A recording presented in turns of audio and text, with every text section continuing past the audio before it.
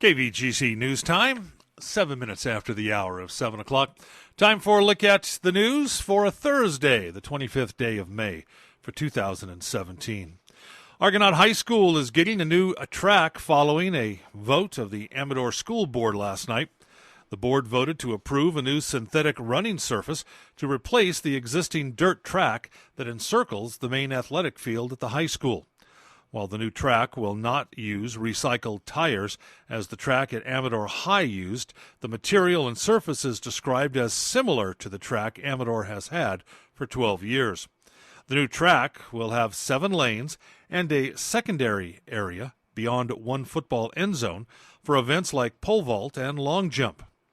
A large group of Argonaut students, parents, coaches, and administrators attended the meeting to ask the school board to approve the new track. Overall, the new track will cost $750,000 and will be paid for with a combination of developer fees and grant money left over from other school district improvement projects. In other business, the board approved moving forward with a new career training and adult education program. Paid for with a newly awarded grant to the district, different programs will be offered at each of the county's high schools. The board also heard a presentation on a potential school bond to pay for additional facilities and improvements in the district, outlining how the bond would work and what additional information is needed before the board could make a final decision on moving forward with that bond. Well, Jeremiah Barrett, sentenced yesterday to 6 years in prison and compelled to pay $1,800 in felony restitution. Appearing in Calaveras Superior Court, Barrett was sentenced for the charge of voluntary manslaughter and a special allegation enhancement on the use of a firearm in the death of Wesley David Smith. Now, yesterday's sentence brings to end the shooting of 3 men back in October of 2015. Terry Glenn Looney Jr., Robert Daniel Haney, and Smith, who were shot by Barrett at a Mountain Ranch marijuana grow. Barrett was acquitted of second-degree murder in the death of Haney and Looney, but Barrett did plead guilty April 24th to the manslaughter charge in accordance with a stipulated plea agreement that allowed for victim impact statements to be read aloud during the hearing. Barrett now has the opportunity to earn a 15% conduct and work time credit and was given 607 days credit for time served.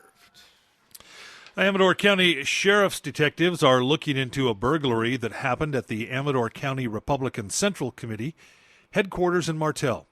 Under Sheriff Jim Wagner says the burglary was reported about 9:40 Tuesday. Wagner says someone entered the vacant office adjacent to the headquarters, then broke through some sheetrock to access the Republican Committee's office. They stole a computer and some cash donations that were sitting on a desk. If you know anything about this, please call Amador's Secret Witness at 223-4900 or the Sheriff's Office at 223-6500. Well, the new Tuolumne County Juvenile Detention Facility has been open for about a month now, and while it's pretty slow around there, officials from nearby counties like the concept. According to reports, the new 30-bed facility doesn't have too many juveniles housed and is expected to cost the county about $1.5 million over the next year. Now, the facility was built using state money, and the plan was for the facility to be used by other counties that do not have juvenile facilities like Amador and Calaveras. In fact, both counties signed agreements back in 2009 to send some youth there. Now, currently, both counties send juveniles to facilities in El Dorado and Nevada counties, and chief probation officers in both counties welcome the idea of having a new place to send the kids. Amador County supervisors, on the advice of staff this week, however, balked at signing an agreement to use the facility exclusively. They instead directed Chief Probation Officer Mark Bonini to work with staff to develop language for an agreement that would maximize the use of the Tuolumne facility, but also leave flexibility in case one in another county makes more sense in certain cases. And the Calaveras County Fair has announced a record-breaking junior livestock auction this year with a total of more than $600,000. A big thank you goes out to all the buyers who came out and supported the next generation of livestock producers. The Junior Livestock Auction provides the community an opportunity to invest in our youth and their future. Each year, Calaveras County youth select 4-H, FFA, and Grange livestock projects to compete at the county fair. Proceeds from the sale of the projects often fund college educations, enhancing the ability of these young people to return and contribute to our communities. And Calaveras County has a new chief building officer.